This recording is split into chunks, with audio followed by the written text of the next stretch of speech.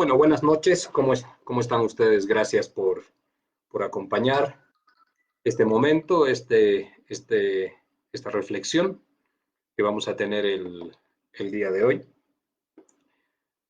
Gracias a todos porque rápidamente se van conectando. La situación del país es absolutamente crítica. El día de hoy hemos tenido marchas a lo largo y ancho de todo el país. Marchas que desde una perspectiva oficial, como suele ser la tradición, se tienden a minimizar y se tienden también a considerarlas ya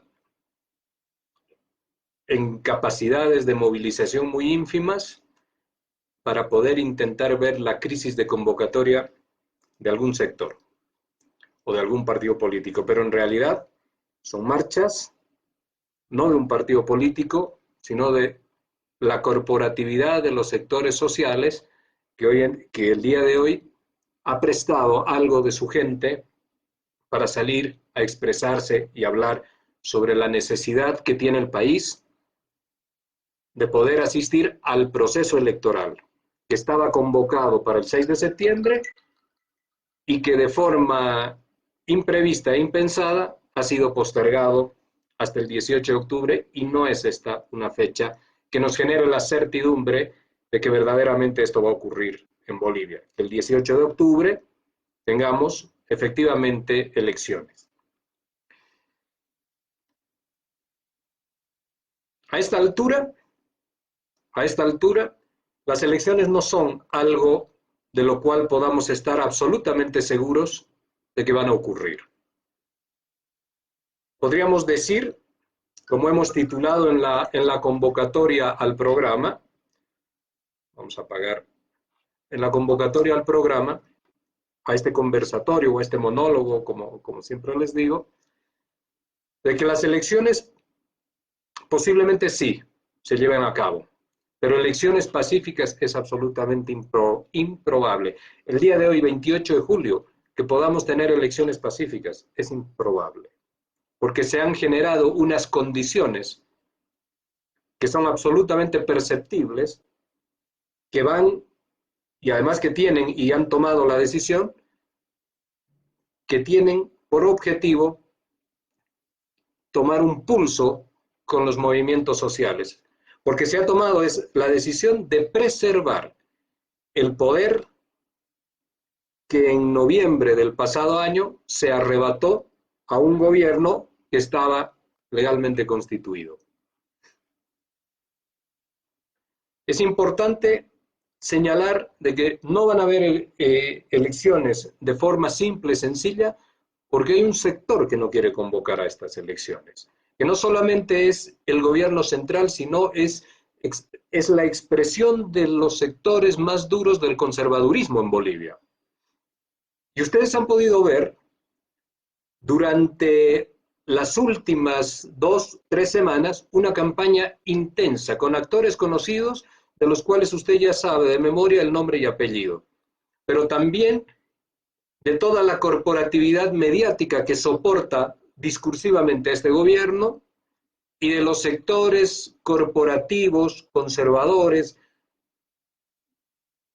del aparato económico de Santa Cruz, de los sectores más conservadores de la ciudad de La Paz y de sectores también profundamente conservadores de Cochabamba, que están buscando, además de utilizar la pandemia como argumento primero para intentar postergar este proceso, que ahora momentáneamente lo han logrado con algún éxito, pero no han logrado sí disimular los otros elementos. Lo que le quiero decir es que la pandemia es una excusa para postergar el proceso electoral, porque junto con la pandemia se han incorporado una serie de argumentos que han ido circundando al argumento mayor, que es la presencia del COVID y la tragedia que estamos viviendo en el país, que además es una tragedia inducida por el poder político. Usted ha escuchado en los días pasados que es necesario establecer una nueva convocatoria a elecciones, que hay que terminar con este proceso para poder realizar una nueva convocatoria, y una nueva convocatoria significa más tiempo en la prórroga y en la estancia de la señora Áñez en el poder del grupo del noviembrismo que se apodera del poder del gobierno el pasado año y que tiene una particular forma de proceder fundamentalmente irrespetuosa en lo que se refiere a los derechos de las personas, la igualdad, la libertad y las garantías constitucionales. Mientras más tiempo se puedan extender, se manejan ellos mucho más cómodos en el gobierno y trabajan para esto. Usted ha escuchado también durante los últimos días que se requiere una reforma del Tribunal Supremo Electoral para poder rearmar o renombrar o eliminar a todos aquellos puestos de gente que ellos entienden estuvo vinculada a los hechos de la elección pasada. Entonces esto también es un argumento nuevo, o un argumento que vienen utilizando, el hecho de decir y de señalar de forma permanente que el órgano electoral no encuentra o no les genera a ellos la suficiente confianza. Y también han estado señalando de manera reiterada en los últimos días que el padrón electoral tendría 1 millón de personas aproximadamente, más o menos, que van a votar, pero que en realidad son fantasmas. Y ustedes saben que ese argumento no tiene mínimamente consistencia. Y ustedes saben y comprenden que es absolutamente o humanamente imposible un padrón electoral que siendo biométrico pueda tener 1 millón de personas por debajo para ser utilizadas en un proceso electoral. Esto es algo que el Tribunal Supremo Electoral ya debió haber respondido de forma rápida y absorber todas estas dudas a la gente que permanentemente se queja y desprestigia el trabajo del Tribunal Supremo Electoral, señalando de que no existe la debida transparencia en este padrón electoral. Pero hay que señalar adicionalmente que este padrón electoral fue certificado por ese organismo que seduce hoy en día y que es el respaldo de todos los argumentos que lleva adelante los sectores que se vieron involucrados el pasado año en las acciones de noviembre. Esto quiere decir que este padrón fue certificado, avalado y que goza de la venia de la Organización de Estados Americanos. Ustedes han escuchado también que el movimiento al socialismo, como parte de los argumentos que son el corolario o los elementos colaterales que se van desprendiendo de la parte argumentativa para no llevar adelante el proceso electoral. Y señalan que el movimiento al socialismo no puede participar en las elecciones porque sencillamente estuvo involucrado en un intento o en un fraude o fue el autor del fraude. Esto es lo que señala la derecha en el país, los sectores conservadores en el país. Y lo que no señalan, lo que se olvidan señalar, es que la ley de organizaciones políticas en su artículo 58, en el inciso H, señala que aquellas organizaciones políticas que tuvieran probada participación institucional en acciones de racismo, de discriminación, que fueron sancionadas y sentenciadas según la normativa vigente, pierden también su personería jurídica. Y el inciso J de esta misma ley señala, por si no lo conocían, que comprobada la participación institucional de una agrupación política o ciudadana o partido político en un proceso de golpe de Estado, de sedición o de acciones de separatismo, lo conducirán a perder su personería jurídica. Cuando se revisa la ley, esto en Bolivia está tan de moda, cuando se revisa la ley, la revisión de la misma y la lectura tiene que ser exhaustiva y a profundidad. aquellos que van pidiendo de forma permanente la proscripción de un partido político que representa o que está articulado con los movimientos sociales y que buscan cualquier argumento que les pueda ser posible o que les permitiese a ellos llevar adelante estas ansiedades políticas, tienen que tener en cuenta que esas mismas normas señalan y castigan con pérdida de personería jurídica muchas de las conductas de algunas agrupaciones y partidos políticos que tuvieron una participación que no estuvo vinculada a procedimientos democráticos en noviembre del año pasado. Lo que señala este artículo J, aquellas agrupaciones que tuvieron una comprobada participación institucional en golpes de Estado, en actos de sedición o en actos de separatismo.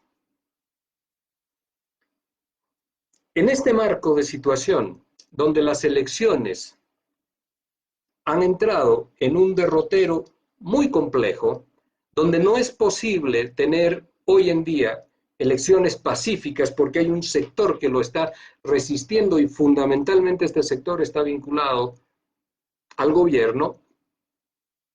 Lo que ha sucedido el jueves pasado con la decisión del Tribunal Supremo Electoral conduce a una vía que puede llevarnos a un escenario de violencia.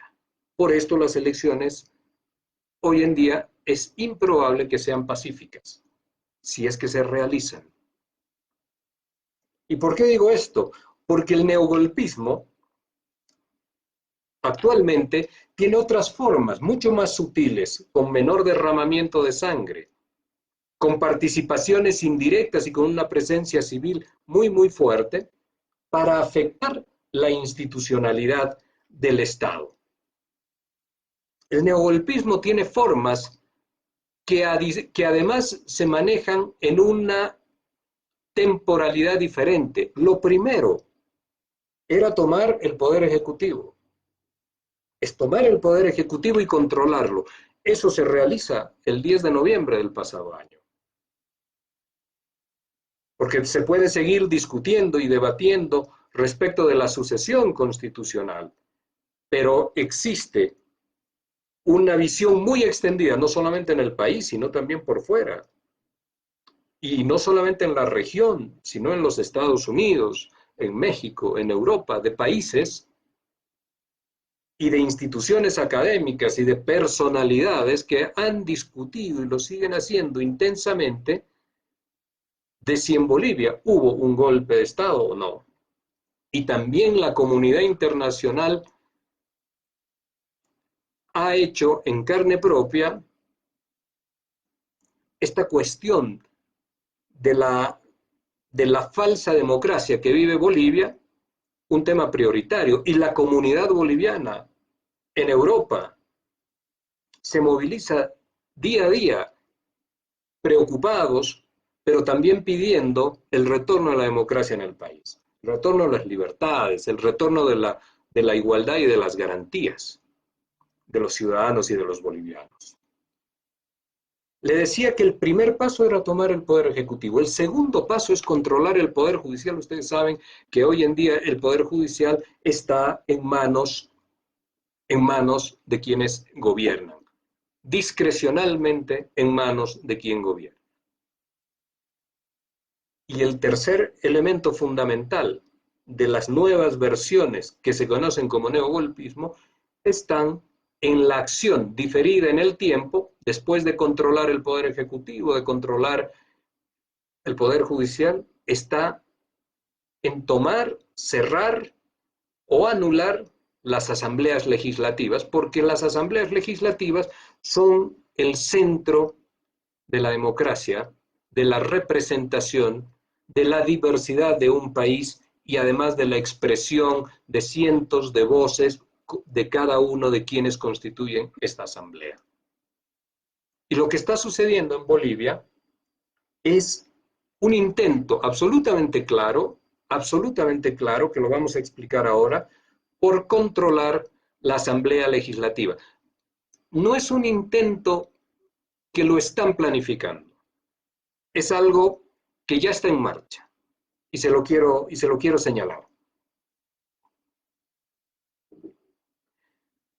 El 15 de julio, que pasó desde el Ministerio de Defensa, se le dijo al país que frenar el ascenso de los generales significaba dejar indefensa a la patria, atentar contra la seguridad externa e interna del país y castigar a los militares que estaban haciendo un trabajo y un enorme esfuerzo para combatir la pandemia. Este argumento que sale desde el titular del Ministerio de Defensa es un argumento vacío, es un argumento desprovisto de sustancia para acometer el acto ilegal. El hecho puntual es que tanto la Constitución Política del Estado, la Ley Orgánica de las Fuerzas Armadas, el reglamento del Senado Nacional no estipulan plazos. Y entiéndase, plazos por la cantidad de días señalados específicamente para la aprobación obligada de los ascensos militares. Por el contrario, lo que sí se encuentra en estas normas es la debida reglamentación para todas aquellas irregularidades que se pudiesen advertir en el proceso de ascensos, de nombramientos, que se respeten también los derechos de aquellas categorías o de aquellas promociones que se señalan como verdaderamente elegidos para ser ascendidos y que no responda esto solamente a criterios políticos o a criterios de pagos de favores.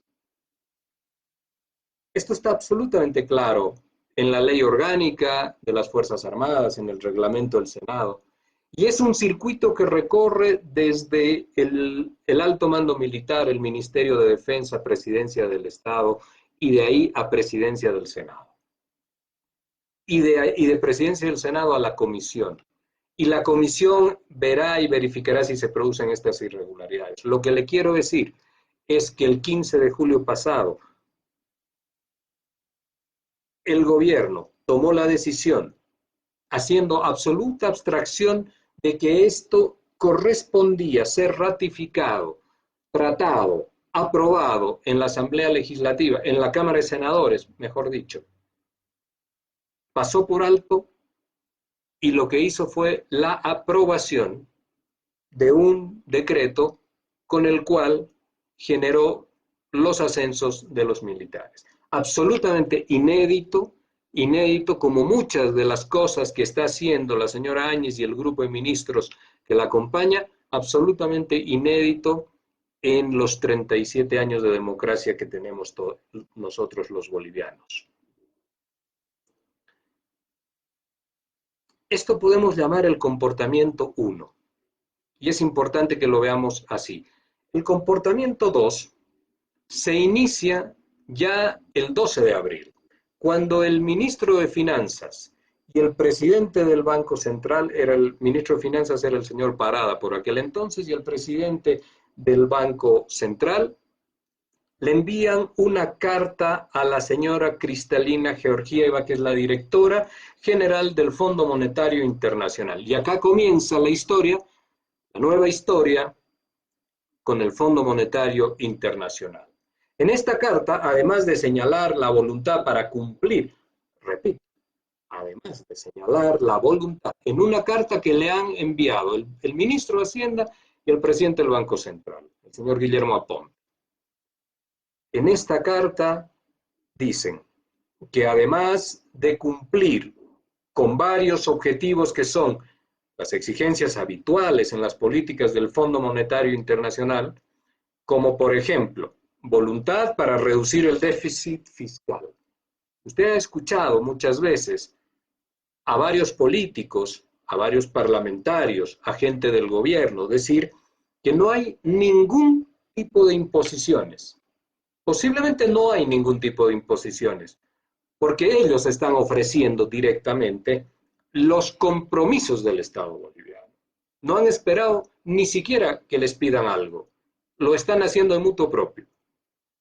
Y en este sentido, aparte de comprometerse a cumplir con metas de reducción fiscal, del déficit fiscal, también señalan que están prestos a la colaboración con los personeros del Fondo Monetario Internacional para que accedan a nuestros estados financieros, del Estado boliviano, por supuesto, e informes de auditoría de las cuentas nacionales. Esto significa, de nuevo, la comisión, la delegación, mejor dicho, que llega al país, que evalúa los informes, el estado de cuentas, las auditorías que tiene el Banco Central, que muestran los números macroeconómicos.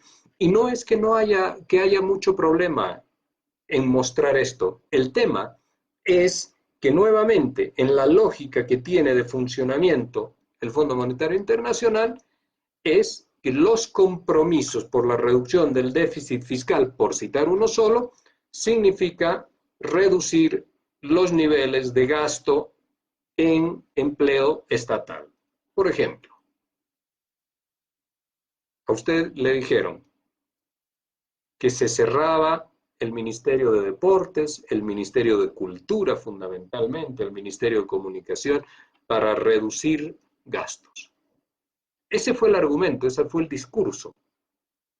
Pasan unos días y se están gestionando, en realidad lo del Fondo Monetario Internacional ya está, se están gestionando 700 millones de dólares con el Banco Interamericano de Desarrollo, 300 millones con la Corporación Andina de Fomento, 327 millones con el Fondo Monetario Internacional, 1.000 millones de dólares que ya se retiraron de las reservas, 500 millones que también se retiraron de las reservas para asistir a las entidades financieras, y ahora, por el decreto de calamidad, también poder tomar recursos de las reservas.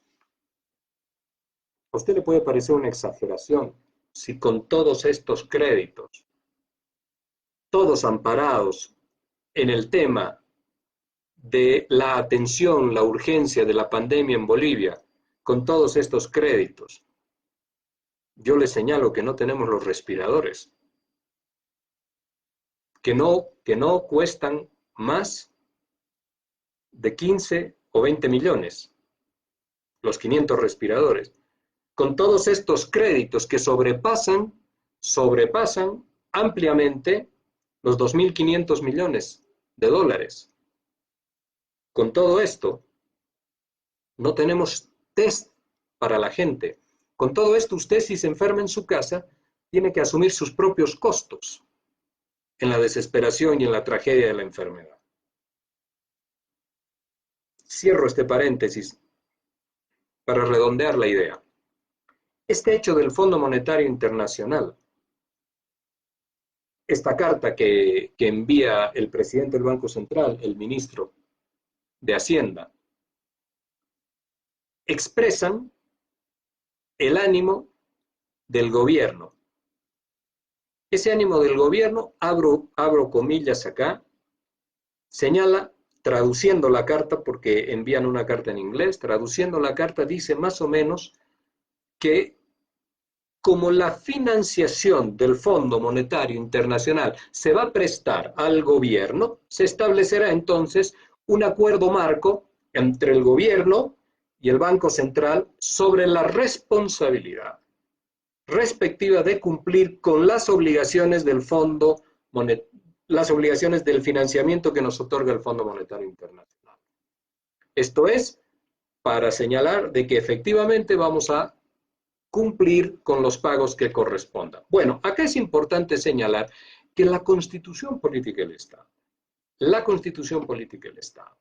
en su artículo 158, se refiere a las atribuciones que tiene la Asamblea Plurinacional en su numeral 10, 158, numeral 10, donde dice que la Asamblea tiene la potestad de aprobar la contratación de los empréstitos que comprometan las rentas del Estado.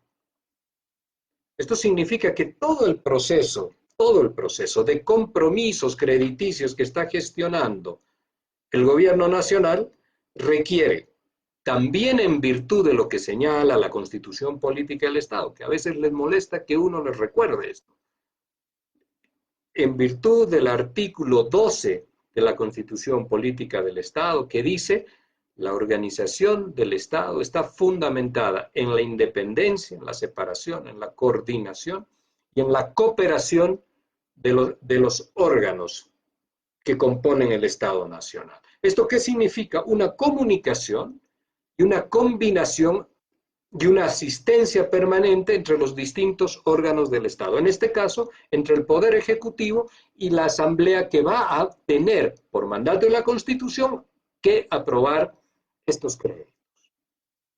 Pues bien, alejado del mandato constitucional y de la debida coordinación entre la Presidencia del Estado y la Asamblea Legislativa, desde el gobierno se conmina. Hace unos días atrás, ustedes lo han visto con un mensaje al país de parte de la señora Áñez, se conmina con un mensaje, además, bajo la noble presión del pago de un bono salud de 500 bolivianos, que en realidad lo que tiene como trasfondo es tratar de regularizar el hecho administrativo unilateral e irregular que ha cometido el Poder Ejecutivo. Hoy tenemos el crédito ya desembolsado, como se ha señalado en diferentes medios de comunicación, desembolsado. Esto quiere decir que el Estado ya tiene una deuda externa, en este caso puntual con el Fondo Monetario Internacional, de 327 millones de dólares. Un crédito desembolsado, comprometido por el Poder Ejecutivo. Y esto quiero señalar como el comportamiento número 2. Lo de las Fuerzas Armadas, que es una acción unilateral de parte del Poder Ejecutivo con un decreto por encima del Senado, y la contratación de un crédito con el Fondo Monetario Internacional que ya está desembolsado, también de forma unilateral, no en coordinación con la Asamblea Legislativa, como señala la Constitución Política del Estado, y realizado a través de un decreto, y ahora con esta presión de argumento noble, que es: aprueben el decreto, aprueben el empréstito, la contratación de los créditos, para que podamos pagar un bono. En realidad, para que regularicen el hecho cometido. Este es el segundo elemento muy puntual, que así como en el evento de las Fuerzas Armadas, prescinde de las incómodas funciones, absolutamente incómodas en muchos otros escenarios, más allá de los que yo le estoy relatando el día de hoy.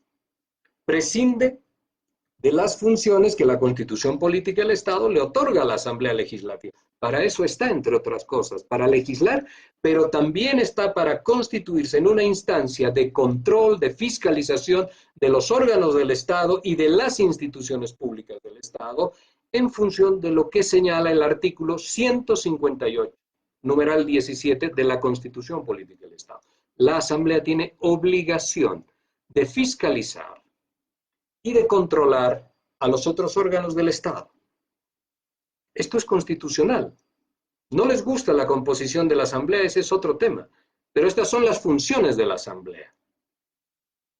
Y una actitud para cercar a la Asamblea, para anularla, es una actitud profundamente antidemocrática, pero en la línea de las nuevas maneras y las nuevas formas del golpe. Y le quiero señalar el último tema. El día jueves 23 de julio, el Tribunal Supremo Electoral ya también anuncia que la fecha para elegir a nuestras autoridades ha sido nuevamente modificada en el país. El detalle que preocupa no está en el argumento que lleva a esta decisión, que es el tema de la pandemia y que se puede discutir, debatir, que hay mucho para decir ahí, sino que el detalle está en el abandono de la breve jurisprudencia de un actuar claro, repetido desde el mes de noviembre de 2019. ¿Qué quiero señalar con esto? Bolivia vive un proceso interrumpido por la pandemia, un proceso electoral interrumpido por la pandemia, que es un proceso de excepción. Este tipo de elecciones excepcionales, está normado también, que es lo que mucha gente no dice y no menciona. Básicamente, muy pocos, salvo un constitucionalista, amigo personal, que tiene una posición distinta, que lo ha señalado, con argumentos, y con quien discrepamos. Estos procesos excepcionales están normados en la Ley 018 del órgano electoral plurinacional, que señala expresamente, sin espacio e interpretaciones, que estos procesos requieren una normatividad excepcional. Le estoy hablando del artículo 24 en el inciso 7. Una ley excepcional, una ley expresa para normar un proceso también excepcional. Los otros procesos, los que usted conoce siempre, que cada 5 años se elige un presidente, cada 5 años se elige un alcalde, un gobernador, etc. Esos procesos convencionales se llaman en la ley, no es en la ley, perdón, en la ley 018 se los menciona, pero también en la ley 026, que es del régimen electoral, en su artículo 94, se llaman de mandato fijo, pero son los procesos convencionales, habituales. Este proceso de Bolivia, por la interrupción que se produjo en el mes de noviembre, es un proceso excepcional. Pues bien, ¿cuándo empieza el proceso excepcional? Empieza con la ley 1266 que da inicio al proceso electoral boliviano de excepción y que mantiene plena vigencia la ley 1266, la que en su artículo tercero, que no interfiere con la última ley de este conjunto de leyes excepcionales, la última es la 1304, en su artículo tercero dice que el Tribunal Supremo Electoral, que los tribunales electorales departamentales quedan encargados de la organización, se escucha bien, organización, administración y ejecución del proceso electoral, no de la modificación de las fechas. Porque la modificación de las fechas, la convocatoria a nuevas fechas para el proceso, para la realización de las elecciones generales, se realiza a partir de un rango de tiempo que se define en la ley de excepción. En la ley de excepción. Esta ley de excepción la pide la misma ley orgánica electoral. Esta ley orgánica es una ley en desarrollo por mandato de la Constitución Política del Estado. De esta ley 018,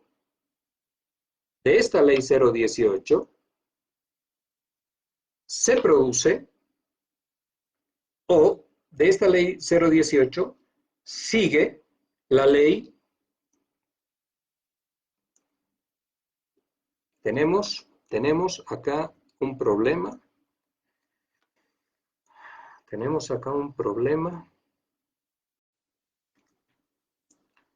Bueno, absolutamente extraño.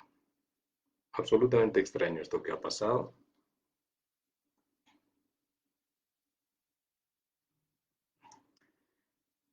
Retornamos acá. Absolutamente extraño esto que ha sucedido, de que se haya cortado intempestivamente.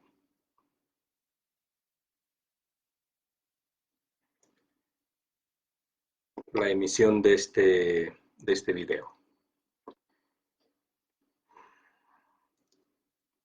Sin embargo, nos vamos a tomar, ya que esto no es un canal de televisión, y vamos a querer pensar todavía bien de que estas cosas suceden. Teníamos algo más de 900 personas conectadas, es la segunda vez que sucede. Tomamos un minuto solamente para retomar nuestra conversación y para que veamos si la gente se vuelve a conectar un poco y podamos seguir avanzando en esto.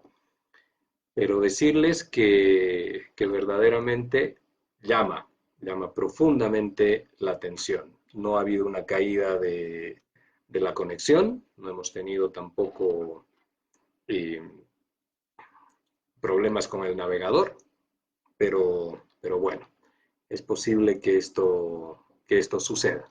De todas formas, va a quedar grabado, esperemos que quede grabado, y vamos a tener que hacer algunos esfuerzos para que no solamente la siguiente vez salga por Facebook, sino también lo podamos emitir por la plataforma de YouTube. Esto definitivamente, para que podamos tener una mejor línea de comunicación con todos ustedes, lo vamos a hacer. Señalábamos, nos habíamos quedado cuando se da la interrupción en analizando lo que había ocurrido con el Tribunal Supremo Electoral. Entonces señalaba y decía que la ley 018, que es una ley orgánica, la ley del órgano electoral plurinacional, que es una ley orgánica, que son leyes en desarrollo, que las señala como absolutamente necesarias o se configuran y se desarrollan por mandato de la Constitución. Esta misma ley 018 pide que se trabaje una ley expresa para regular un proceso de excepción. Esta ley expresa señalaba que se inicia con la 1266, que es la ley de noviembre del pasado año, y que da lugar al inicio también del proceso electoral boliviano por excepción. Y que señalaba, les decía, que en su artículo 3 nos dice claramente que el Tribunal Supremo Electoral, el Tribunal Electoral Departamental, está encargado o quedan encargados de la organización, administración y ejecución del proceso electoral. Claramente le decía que la convocatoria, en este momento se cayó la señal, que la convocatoria se realiza a partir de un rango de tiempo que se define en la ley de excepción. El único órgano que tiene capacidad para poder legislar es la Asamblea Legislativa. Y esto también lo señala la Constitución Política del Estado. Los órganos de poder son indelegables, cada uno tiene funciones específicas. Esta ley, esta normativa se trabaja en la Asamblea Legislativa. Por encima de la normativa de excepción que les señalo, empieza en noviembre del pasado año con la ley 1266, continúa con la ley 1269, con la ley 1270 de prórroga de mandatos, con la ley 1297 de anulación de las elecciones que estaban convocadas para el 3 de mayo, y con la ley 1304 que señala que las elecciones en el país se van a llevar adelante el día 6 hasta el 6 de septiembre. Hasta el 6 de septiembre. En ese sentido, de pronto, el pasado jueves, impensadamente, el Tribunal Supremo Electoral, y este es el comportamiento 3, Fuerzas Armadas, Poder Ejecutivo y Crédito con el Fondo Monetario Internacional, y ahora Tribunal Electoral, impensadamente, le decía, el Tribunal Supremo Electoral asume una decisión de sala plena con 2 vocales en disidencia por fuera de la arquitectura que regula el proceso electoral de excepción, para situarse con un poder que prescinde, como en los anteriores casos anotados, Fuerzas Armadas, Fondo Monetario Internacional, prescinde de la Asamblea Legislativa Plurinacional, dejándola inerme en las facultades que la Constitución Política del Estado y que las leyes orgánicas, la 018, la 026, le confieren. Podemos decir, y podemos preguntarnos, mejor dicho, ¿por qué el señor Salvador Romero hace esto cuando lo que caracteriza a su personalidad es un apego estricto a la norma, que respalda con declaraciones serenas, puntuales, sin excesos, pero básicamente apegado a la norma?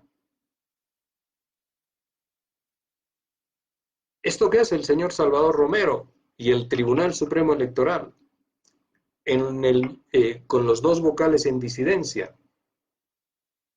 tiene que tener un respaldo que va más allá del Tribunal Supremo Electoral y del convencimiento de pensar que están haciendo las cosas debidamente. Esto tiene que tener, sin lugar a dudas, un respaldo mayor. Todo esto que le señalo, de los tres momentos, de los tres comportamientos, es un indisimulado trabajo de los sectores duros del conservadurismo en Bolivia para acercar, para extinguir el poder constitucional de la Asamblea Legislativa Plurinacional. El nuevo golpismo en Latinoamérica, de fuerte presencia civil y de una disimulada complicidad militar, busca envolver bajo una semblanza institucional mínima al órgano legislativo, manteniendo su funcionamiento, sí, pero reduciéndolo sustancialmente a un valor nominal. Acciones menos sangrientas, por supuesto, pero no por ello menos autoritarias y antidemocráticas. Este es el primer momento que quería señalar esta noche. Se está acercando a la Asamblea Legislativa porque no la pueden cerrar, porque sería una carta de presentación ante la comunidad internacional donde hablarían del fin de la democracia en Bolivia. Sin embargo, la fachada democrática se mantiene, pero se estructuran a partir de ahora conductas que terminan siendo ya un patrón de comportamiento antidemocrático, autoritario, unilateral, que prescinde de los incómodos órganos de vigilancia y control como son, por ejemplo, la Asamblea Legislativa. Es la segunda parte, es la secuencia final de un avasallamiento a la institucionalidad en Bolivia. El segundo elemento que yo quería comentarles hoy, y creo que me voy a tener que apurar por si hay algún otro corte, es que en Bolivia el poder político y el sector conservador están buscando construir, ya con la Asamblea neutralizada, y quiero hacer acá un paréntesis, la Asamblea puede aprobar una ley, pero para la aplicación de esta ley, puede sancionar una ley, la puede promulgar como ha hecho la señora Copa, pero para la promulgación de esta ley necesita tener una coordinación con el Poder Judicial, que no lo puede tener porque está controlado por otro sector, y necesita también tener en una eventualidad el apoyo de las fuerzas del orden para el cumplimiento de una determinada norma, que tampoco lo tiene.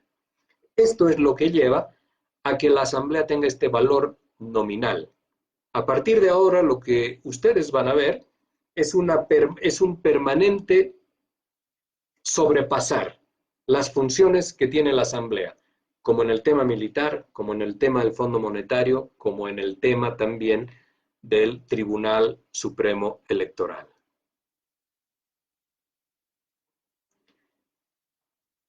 Y ahora, de pronto, se nos produce nuevamente un corte. Problemas para reproducir el video. Esto significa que tenemos nuevas interferencias.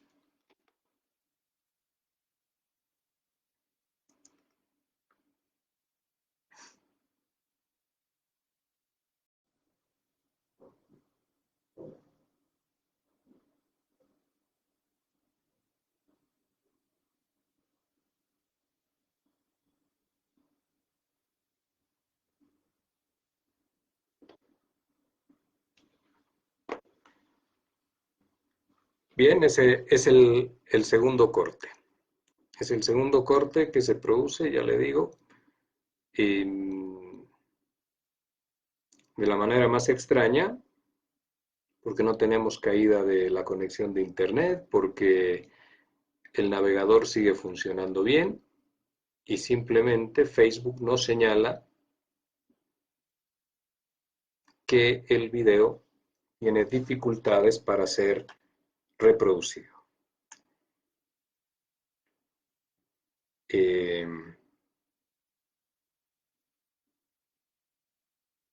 este es un inconveniente que seguramente debe tener algún responsable o alguien. Ya veremos si esto continúa así.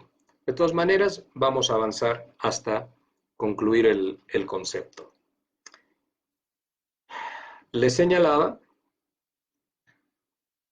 lo que parece que molesta es la cantidad de gente que se conecta rápidamente. Esto sí, evidentemente, molesta de sobremanera a alguien.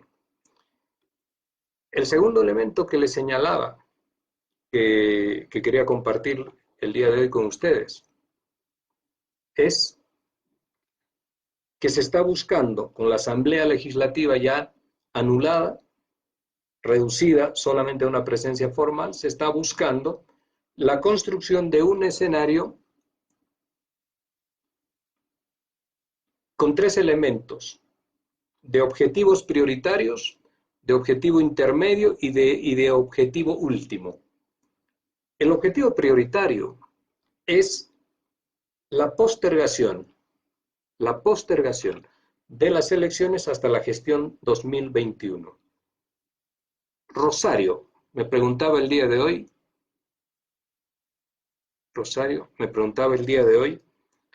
¿por qué no esperar unos días más y no arriesgar a la gente en movilizaciones, en manifestaciones, y esperar unos días más para la realización del proceso electoral?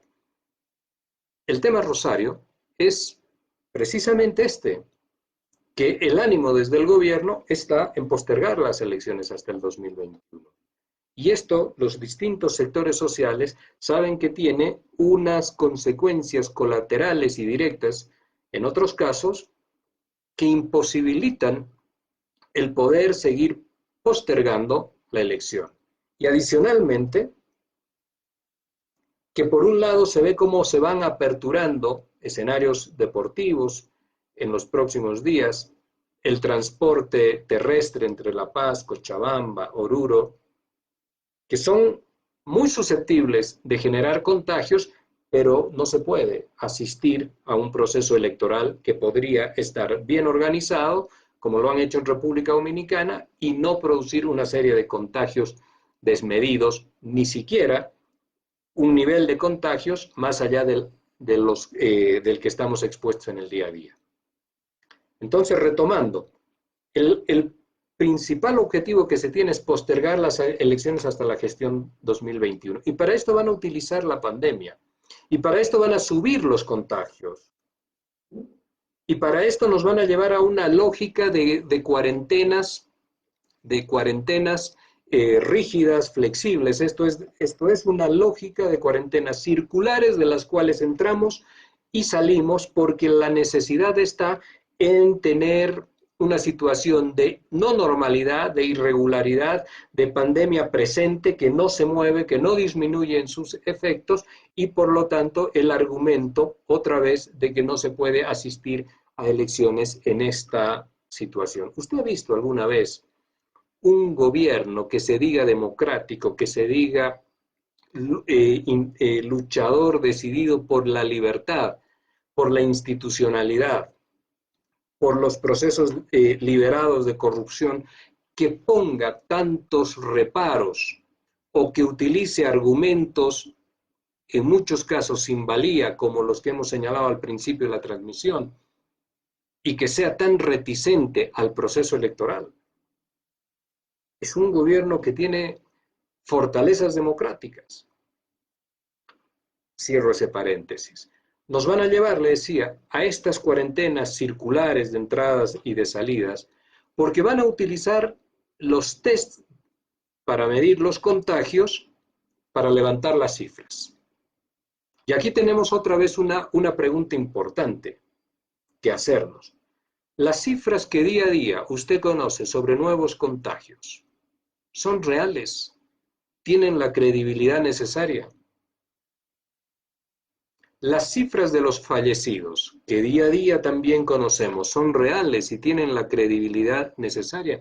Le quiero dar un dato que sucedió el día 21 de julio, y le doy muchas gracias a un amigo, apreciado amigo, que me hizo llegar esta información.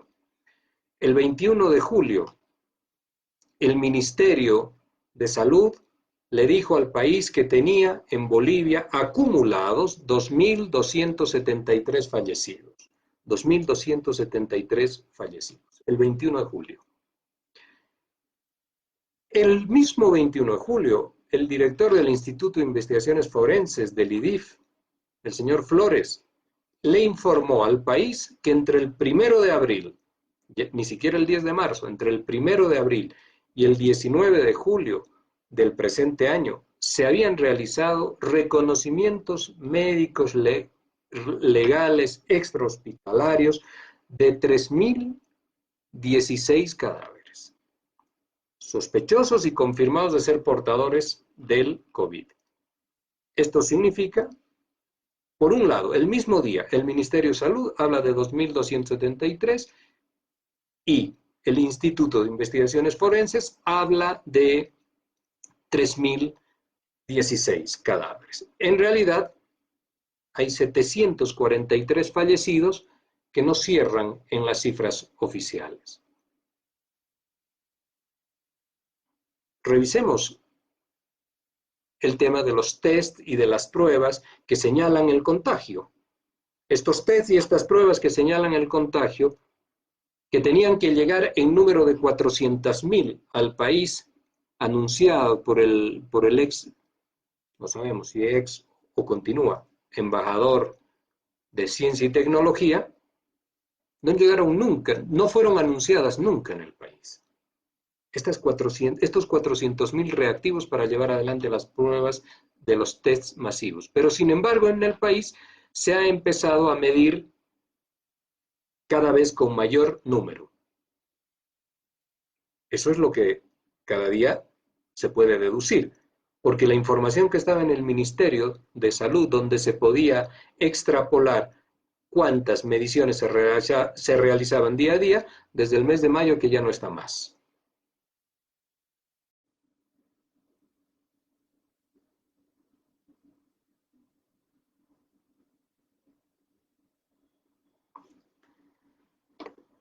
Nuevamente, un amigo que me llama me señala de que evidentemente pueden estar hackeando a través del módem y que si reinicio podemos tener una mejor situación. El hecho real es que esto mismo va a quedar grabado y si fuera necesario vamos a grabar unos videos pequeños donde esté todo lo que hemos dicho el día de hoy en 2 o en 3 partes. Pero está claro que quien lo hace, vamos a hacer solamente una breve reflexión sobre esto. Está claro que quien lo hace tiene intolerancia por lo que se está diciendo. O se ve afectado, profundamente afectado, porque esto que estamos señalando es absolutamente real. Absolutamente real.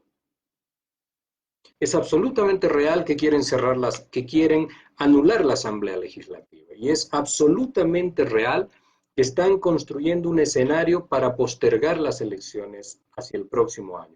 Es absolutamente real que las cifras que están manejando de contagios diarios no son creíbles ya hacia la población, así como las cifras que he mostrado respecto a los fallecidos, donde usted tiene 742 fallecidos no contabilizados en algún lugar.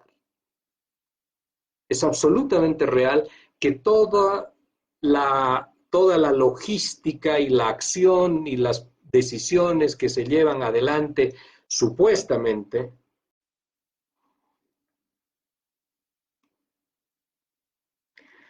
lo que ha quedado claro es que efectivamente lo que se busca es cortar la posibilidad de que la gente pueda escuchar y pueda saber lo que verdaderamente está pasando. Lo que vamos a hacer es concluir rápidamente, pero señalando algunos puntos. Les va a llevar seguramente un pequeño tiempo poder cortar también esta comunicación. Ahora, pues bien, estaba haciendo una reflexión sobre esto que pasa, sobre estas actitudes de intentar hacer que la gente no escuche o que la gente no pueda tener acceso a una forma de pensar y de ver las cosas. Y le estaba señalando que esta actitud de un sector que sabía que íbamos a realizar esta transmisión y que les molesta que se expongan sus actitudes y sus conductas absolutamente antidemocráticas y que se exponga que están buscando cerrar la asamblea y que anular la asamblea, señalaba, y que se exponga también que quieren postergar el proceso electoral hasta el próximo año, y que se exponga y se diga de forma absolutamente clara que van a buscar proscribir al movimiento social y popular del país, y que se diga también que están tratando de utilizar una herramienta que, si bien fue aplicada el año 2015, también tienen que saber que el año pasado, el 17 de septiembre, el Movimiento Nacionalista Revolucionario, el Partido Demócrata Cristiano, impugnaron la personería jurídica del señor Carlos Mesa de Comunidad Ciudadana porque el entonces candidato a diputado Ormachea había publicado unas encuestas a través de las redes sociales y el Tribunal Supremo Electoral terminó por señalar de que no correspondía el retiro de la personería jurídica. Si se mira el 2015, es que se mire también el 2019, septiembre del 2019, una impugnación de parte de la gente del MNR y de la gente del Partido Demócrata Cristiano, del PDC. Y lo que molesta también a estos grupos que están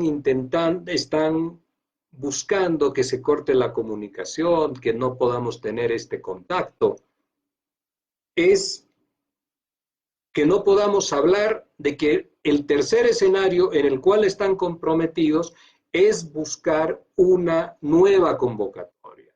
Buscar una nueva convocatoria que la pide la gente de Creemos, que la pide también la gente de Juntos, para poder construir y constituir un frente político amplio de todos los sectores de la derecha, que la actual convocatoria a elecciones no les permite y que por lo tanto la tienen que destruir, anular para poder ir a una nueva convocatoria. Si no pueden marginar a los movimientos populares, al movimiento al socialismo que los representa y que tienen una alianza y se articulan entre ellos la corporatividad social, popular del país, con el aparato político partidario del movimiento al socialismo. Si no lo pueden marginar, quieren un nuevo proceso. En un nuevo proceso se sienten fortalecidos de poder creer que representan más del 50% del país. Ante esto, ¿cuáles van a ser las respuestas? Ante este escenario que, por un lado, como decíamos al principio, antes de los 3 o 4 cortes a los que no tienen el ánimo democrático nos han llevado el día de hoy, a todos, ¿cuál va a ser la reacción en este intento que se tiene por reducir y anular la Asamblea Legislativa?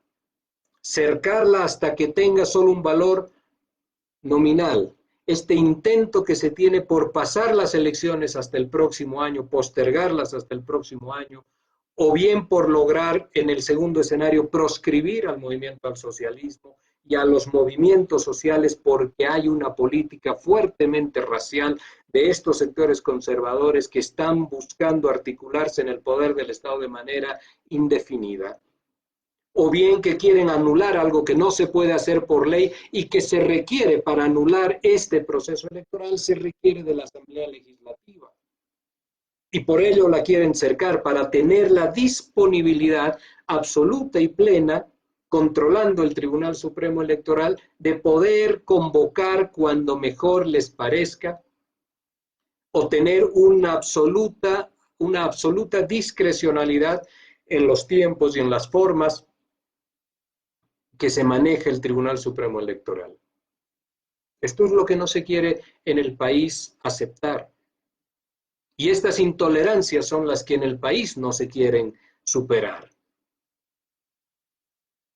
Acá hay mucho por decir y también hay mucho por señalar y se esperaría que algunos actores políticos también se pronunciaran, no solamente en apoyos rápidos y expeditos para poder ganar algunos puntos porcentuales en la intencionalidad de voto, sino también para poderse acomodar en mejor perspectiva electoral ante la sociedad.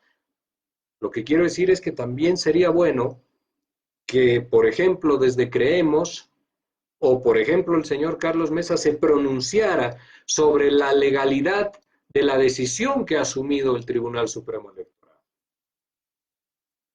Hace falta en algún momento jugarse por algo más que por la simple comodidad de no querer hacer ruido para no entorpecer a la vez sus posibilidades electorales. Algo más que el cálculo y más jugado y más a favor de la democracia, de la institucionalidad y por supuesto de las igualdades, las libertades y las garantías en el país.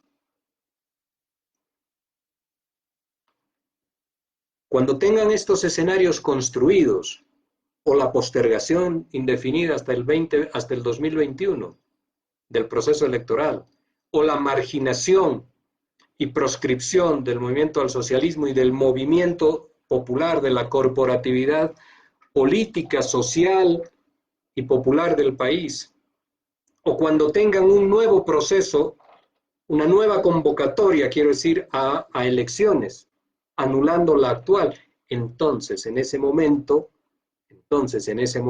con toda seguridad, que los contagios empezarán a bajar, porque ese es el escenario que quieren para las elecciones.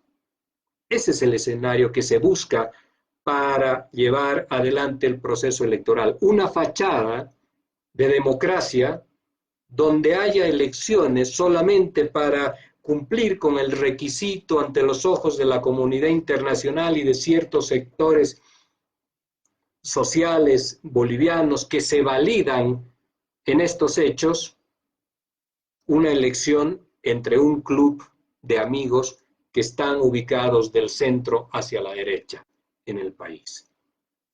Este es el modelo regresivo al que nos quieren conducir.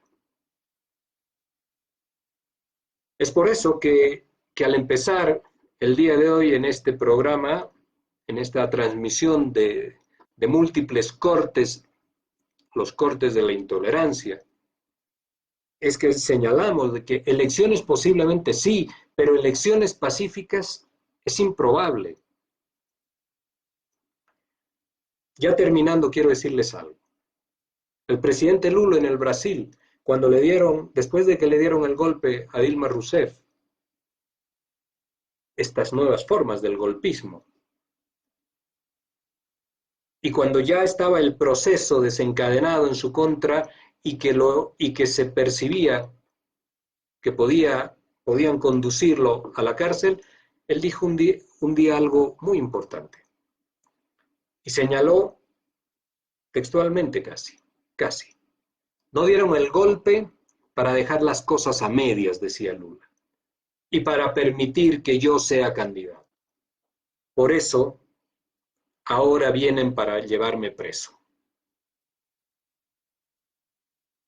Los hechos de noviembre del pasado año, esta administración de la pandemia con la lógica de la tragedia como objetivo político. Este discurso del medio donde un ministro nos dice que vienen del Chapare a las marchas del día de hoy muchos cocaleros con una alta carga viral. ¿Cómo puede saber él eso? Esta lógica y esta conducta ya asumida, implementada de anulación y de marginación y reducción de la Asamblea Legislativa. Esta decisión del Tribunal Supremo Electoral, todo esto hasta el día de hoy, para que convoquen a elecciones de manera pacífica, con el alto riesgo de perder. Como decía Lula, no han hecho tanto, no han arriesgado tanto para hoy en día entregarle a la sociedad la posibilidad de que se pueda ir a un proceso electoral libremente. No van a convocar a elecciones de forma voluntaria. El poder político ha decidido tomar un pulso violento con los movimientos sociales.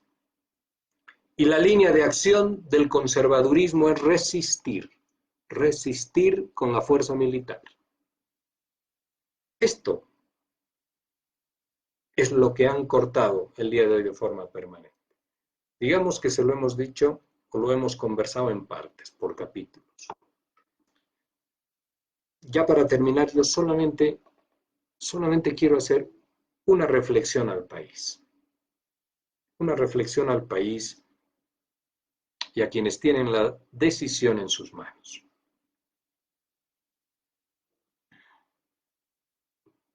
Está claro que la señora no gobierna. Está claro que la señora no gobierna. El poder en Bolivia lo tienen 4 descontrolados que piensan que son eternos, que se imaginan invencibles y que han creído en algún momento que el tiempo se detiene hoy 28 de julio del 2020. Y usted sabe, todos sabemos, que el tiempo no se detiene y que un día, posiblemente pronto, ya no van a estar en esos despachos, no van a tener nada, nada, nada de poder. Esta es la historia de un final que siempre se repite con aquellas personas, con aquellos hombres de acción política, con aquellas mujeres de acción política que abusan de los ciudadanos en su sociedad. Un día se quedan absolutamente solos y sin poder. Yo quiero reflexionar y decirles a estos 4 descontrolados que manejan el poder en el país, que si le arrebatan la dignidad a los sectores más humildes de esta sociedad, si vuelven e insisten con su desprecio por lo que es profundamente boliviano, si vuelven a dejar las casas de la gente humilde llenas de dolor, llenas de sangre, de luto, porque le han quitado la vida a sus seres queridos, si intentan nuevamente llevar a los militares y a los policías a las calles para disparar contra sus propios hermanos bolivianos, si intentan todo esto, las puertas de las casas, de las familias, de miles y de miles de bolivianos se van a abrir y van a salir de ellas campesinos, mineros, trabajadores, mujeres, hombres, jóvenes, gente de las ciudades, que ya no teniendo nada que perder, porque ustedes los han despojado de todo, hasta de su dignidad, saldrán a buscar la libertad de la patria. Y eso, cuando hay un pueblo que sale a buscar la libertad, a buscar la igualdad, a buscar sus derechos y a liberar su patria, eso los tanques no lo pueden contener. Después, como suele pasar siempre, van a ir por ustedes, porque ustedes los han lastimado y ustedes les han causado dolor. Eso no se puede ya explicar y eso ya no se puede evitar. La paciencia en las casas de miles de bolivianos se está agotando y sus puertas se van a abrir para salir a buscar la libertad de la patria. Pueden evitar esto. Cuando esas puertas se abran, ya solamente vamos a relatar lo que pueda suceder.